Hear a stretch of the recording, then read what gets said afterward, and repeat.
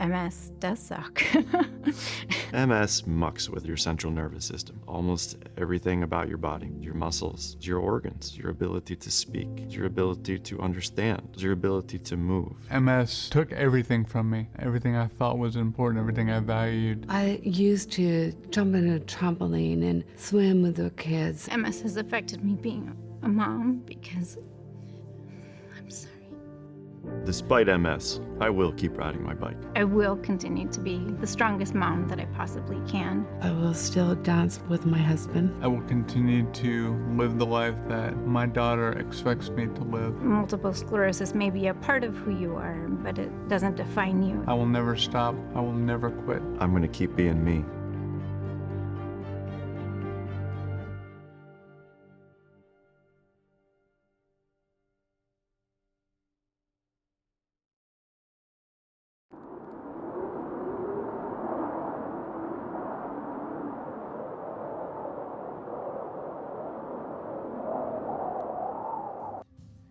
The Holy Roman Emperor Frederick II had raised a large fleet for the Sixth Crusade. 50 ships carrying 800 knights and 3,000 foot soldiers landed in the port of Acre, gateway to the Holy Land.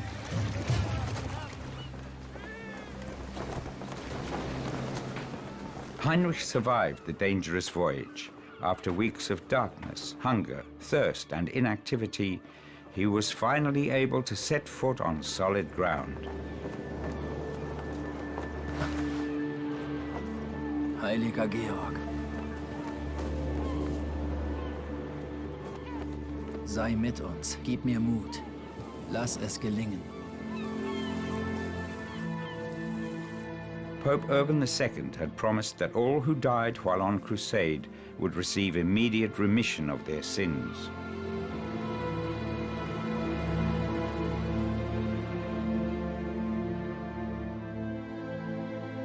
In 1228, Jerusalem was ruled by the Seljuk Turks, who had stopped Christian pilgrims from visiting the Holy Sepulchre, the traditional tomb of Christ. Mit Gott, Männer! Lasst uns ziehen und siegen! The Emperor Frederick was determined to re-establish free access to Jerusalem. A crusade was a religious war against the vile race of infidels, as Pope Urban put it. The laws of chivalry did not apply to them. Many knights also went on crusade in the Holy Land for the love of God, the Lord of hosts. They saw themselves as holy warriors.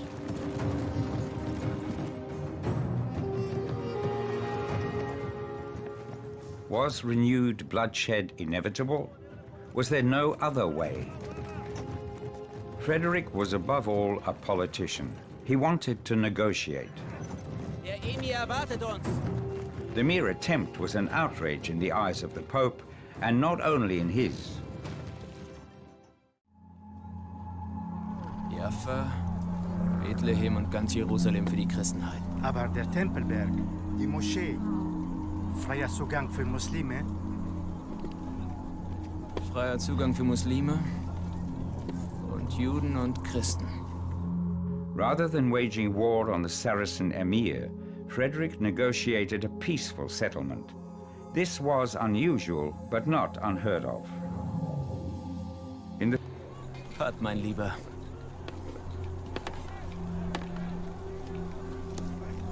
Das wird deinem Papst nicht gefallen. Es wird den Pilgern gefallen. Und der Christenheit.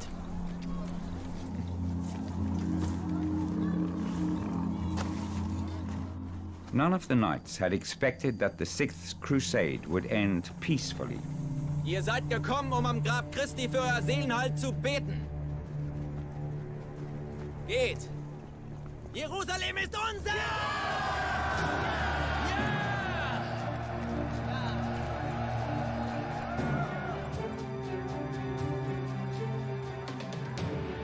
The Sixth Crusade was unique. The Crusaders had set out to reconquer the Holy Land, but they entered Jerusalem wielding not fire and sword, but palm fronds and holy water. The figure of the Christian knight was born in the Crusades, and in the Sixth Crusade, the knights did in fact adhere to Christian precepts. Jerusalem ist unser!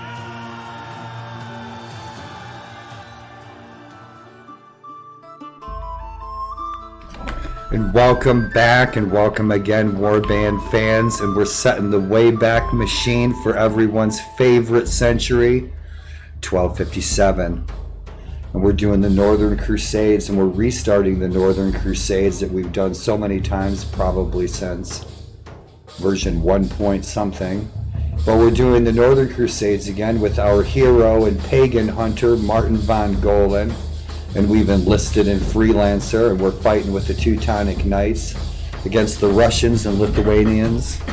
And so welcome again. And it's a hot as hell day here in the Gettysburg National Battlefield. I'm kicking it with the cats, otherwise known as Grim, Threat, and Savage Smile. They're good kitties. I hope your day finds you smiling, my friends, and thanks for tuning in. If you've been tuning into these adventures here on YouTube, gracias muchachos.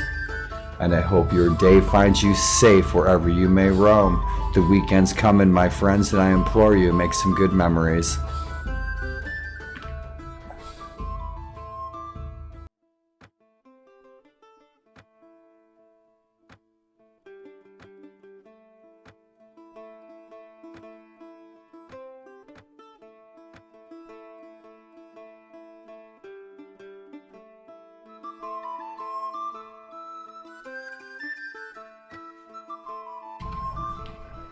So how are we sitting?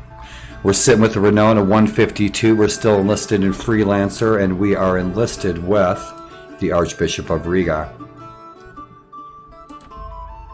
Right. We got a couple of horses. We got our Freelancer stuff. I grabbed some grub. We got a cheap broken crossbow, and we went ahead and got that fixed. We sold a bunch of loot. We were just in a couple of sieges. We took back trading. So let's move forward, always. How we sit, we hit level 7. Awesome, awesome. Rock and roll. So we've been doing Martin von Golan now for probably 4 years. We've been playing Martin von Golan. And so if you tuned in for the media and the story of Martin and who he was in history, I hope you found it worthwhile.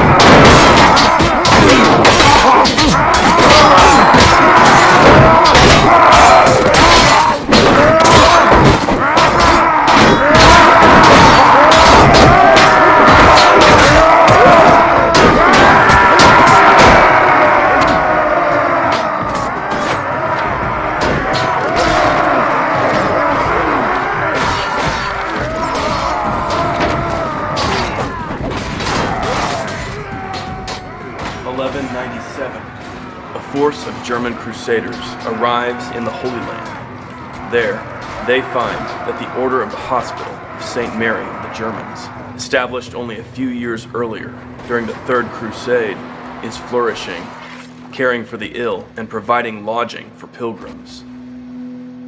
Many of the brothers of the Order are trained knights who have abandoned a military life for a religious vocation of helping the sick and the poor.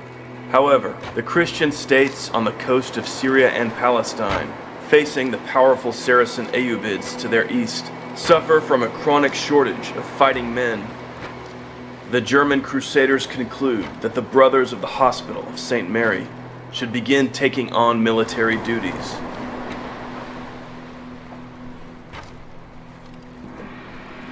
The Holy Roman Emperor, Heinrich VI, believes that a German military order will help focus and maintain German interest in the Holy Land.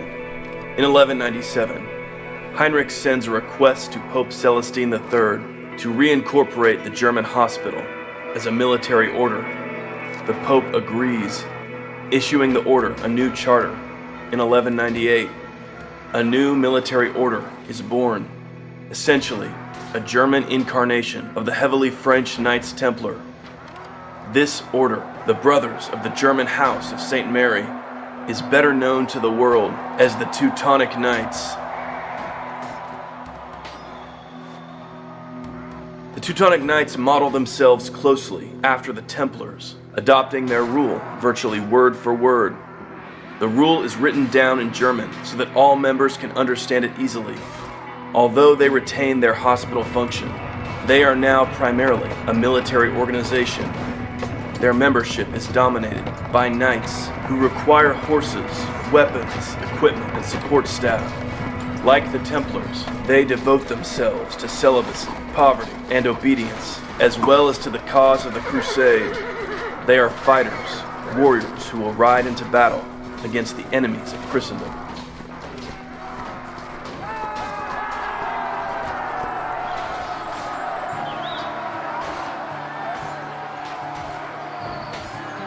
The earliest history of the Teutonic Knights is obscure. Although they possess a few estates in the Holy Land, the early death of Heinrich VI in 1197 leaves the order small and obscure for many years. During their first decade of existence, no more than 24 fully fledged brother knights occupied their ranks. It's in 1210, on the election of Hermann von Salza as the Order's Grand Master, that their history as a major force in the Crusades begins.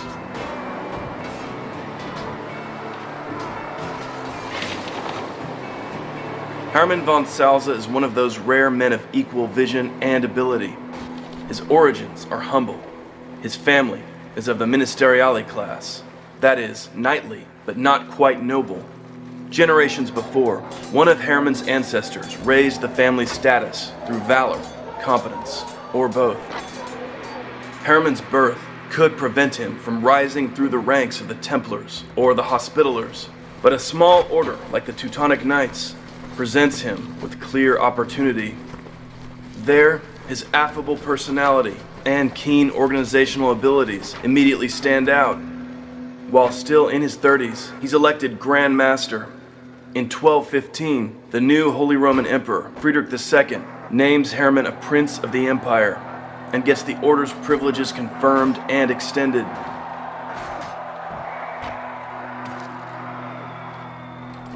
In 1217, Hermann joins the Fifth Crusade, an expedition meant to conquer Egypt, the power center of the Ayyubid Sultanate. During the Third Crusade in the 1190s, Richard the Lionheart envisioned a conquest of Egypt, which would enable the Christians to hold Jerusalem long term. The Fifth Crusade is meant to put that plan into effect. Launched from Crusader-controlled Cyprus, the army of the Fifth Crusade besieges Damietta, the port that guards the Nile Delta. Although he commands only a few knights, Hermann stands out among the leadership council of the crusade. Ultimately, the Fifth Crusade ends in failure, but over the course of the campaign, Hermann wins many donations and privileges for his order.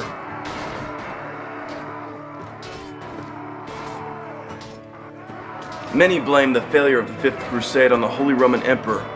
Friedrich II failed to personally bring aid to the Crusaders in their hour of need. But Hermann maintained strict loyalty to the Emperor throughout this criticism. He knows well that his plans for his order's expansion will require the Emperor's goodwill. During the 1220s, Hermann accompanies Friedrich on imperial business, demonstrating his competence as a diplomat. When the Emperor announces his plans to at last lead his own crusade, Hermann seizes the opportunity to promote the Teutonic Order as the leading force in the German Crusader effort. During the Sixth Crusade, which is led by Friedrich II, the Teutonic Knights provide a large contingent in support of the Emperor. Throughout the Crusade, Hermann proves to be a crucial diplomatic and military resource for the Emperor. After long negotiations with the Sultan of Egypt, Friedrich achieves a questionable surrender of Jerusalem, leaving the Holy City insecurely in Christian hands. But in terms of the Holy Roman Empire's relations with the Templars, the Hospitallers, and the local barons of the Crusader states, the crusade is a disaster. Friedrich ignores the laws of the Crusader states and attempts to force imperial rule, which provokes resistance from the nobles and military orders resident in the Holy Land. Hermann avoids antagonizing the local powers and thus spares the Teutonic Knights reprisals after the Emperor departs. By now, no man is closer to the Emperor, whether as advisor or as friend, than Hermann von Salza. It's a remarkable rise for the son of the humblest of knightly families. Also by now, the Teutonic Order has grown considerably. In addition to being generously rewarded by Friedrich II, the Knights are attracting donations from across Christendom. After his experiences in the Fifth and Sixth Crusades, Hermann has come to the conclusion that his order's future likely does not lie primarily in the Holy Land. He's received an intriguing offer from Duke Conrad of Masovia, whose Polish borderlands are suffering raids from the pagans of the Prussian wilderness. Duke Conrad wants Teutonic Knights on his frontier as a buffer against Prussian raids. Hermann responds favorably, dispatching a contingent of knights to establish a presence in Prussia. By now, crusading is already well underway in the Baltic North, but no large military order has yet entrenched itself on this front. Already, Hermann is beginning to contemplate the idea of a major Teutonic effort in the area.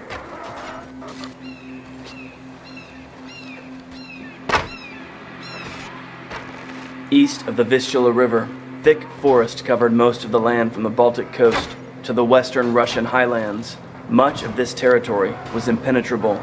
Miles of dead wood, dense undergrowth, swamps, lakes, and hills limited human settlement to the coast and the river valleys.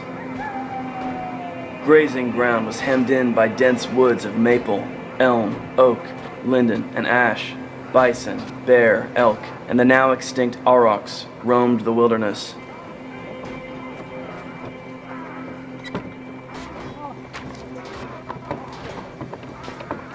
Like the Lithuanians to their east, the medieval Prussians were Balts. By 1100, they had been in the region some 3,000 years. Linguists have identified long-enduring words related to bees, horses, and wagons, disproving the notion that Baltic culture was primitive. Nevertheless, Prussian society was far behind Christian Europe in many areas. Feudal structures were essentially non-existent, dramatically limiting the capacity of the Prussians to unify for the purpose of defense, commerce, or agriculture.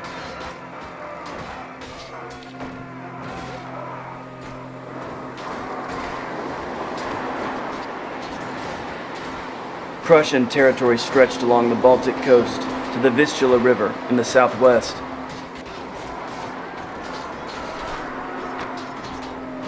Eleven tribal groups dominated 11 regions. The Samlanders and the Sudovians were the most warlike and powerful of these. Historians today estimate that medieval Prussia, as the Teutonic Knights found it, contained around 170,000 people. They built forts in which they could settle during wartime, and though these structures were nothing like the castles of the Christians, they were nevertheless adequate. Prior to the Northern Crusades, the various Prussian tribes were never known to act as one.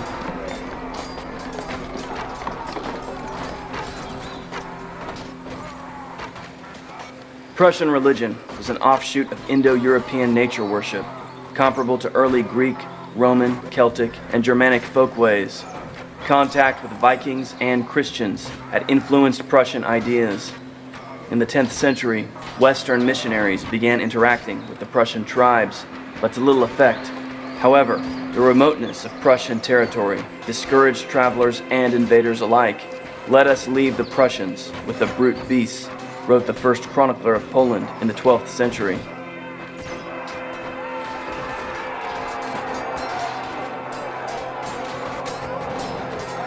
The ruling class among the Prussians was their warrior elite.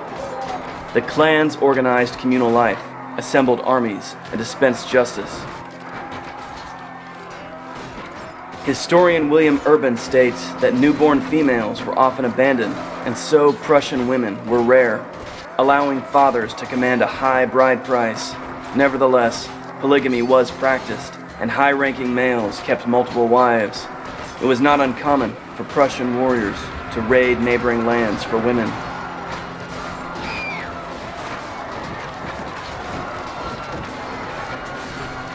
The Prussian nobles bathed regularly in sauna-like structures. German chroniclers report that they did not spice their foods and did not sleep in soft beds. Their houses were scattered throughout the woods, surrounded by their fields, always close to a log fort for refuge.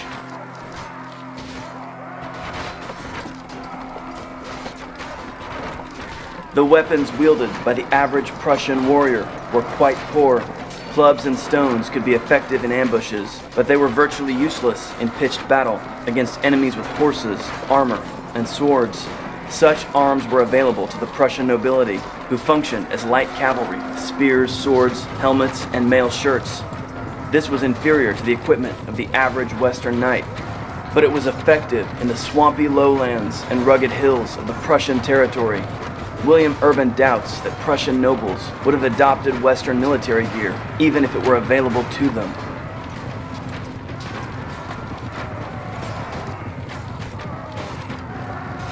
The Prussian warrior nobility lived off hunting, warfare, and the labor of slaves. Women and children taken in raids were pressed into household service, used as concubines, or sold in regional slave markets. Men were considered useless as slaves, since they could easily escape while working in the small forest clearings. Women were viewed as the ideal laborers.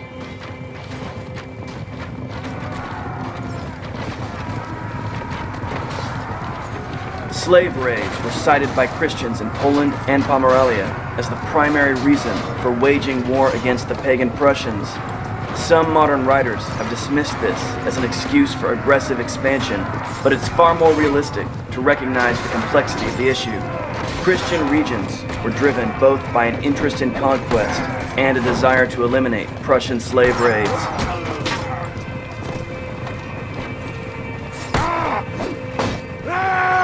Similar motivations would bring Germans from the Holy Roman Empire into the conflict.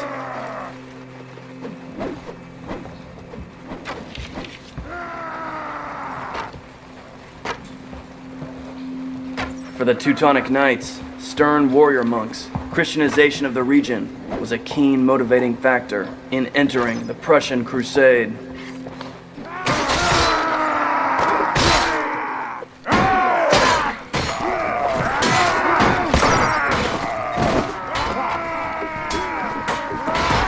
In the early 13th century, the Teutonic Knights, history's most famous Germanic military order, first entered Prussia at the invitation of a Polish duke, Conrad of Masovia. Conrad was concerned about his order, which had often been harassed by the pagan tribes that inhabited the Prussian wilderness. At the time, the Teutonic Order was firmly committed to its mission in the Holy Land. However, the Grand Master, Hermann von Salza, felt that he could not refuse Duke Conrad's request. Hermann was a man of considerable vision, and he grasped that the Prussian frontier could hold the key to his order's future.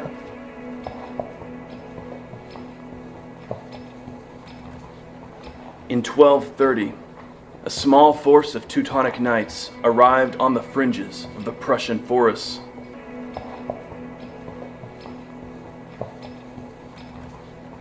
In 1230, a small force of Teutonic Knights arrived on the fringes of the Prussian forests. They were commanded by Conrad von Landsberg, whose mission was to establish a foothold in the lands granted by the Duke of Masovia. Landsberg's contingent was made up of younger, newer recruits, as well as brothers too ill or injured to join the Grand Master for the Holy Roman Emperor's Holy Land.